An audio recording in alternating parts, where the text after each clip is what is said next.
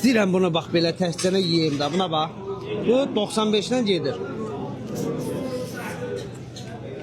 Ne var?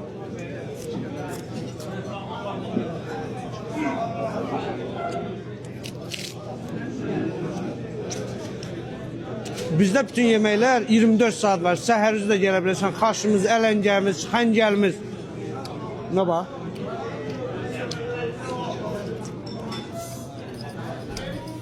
Şirin çayı da götür yiyelim.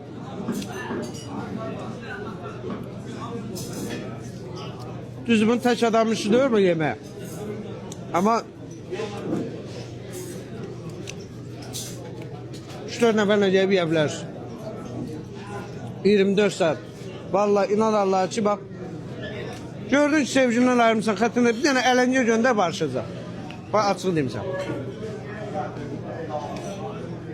Durun gəlin. İlyasın kafesi 24 saat fəaliyyətdədir. Evə çatdırılma da var. Bugün həmişə ələncə yemək vaxtıdır. Bax, təmiz ələncədir. Buna bax, pambıqdır. 5 qarın doğmuş inəkdən hazırlamıram. Amma gəlin, mətbəxim də var, cəmaatın gözün qabağındadır.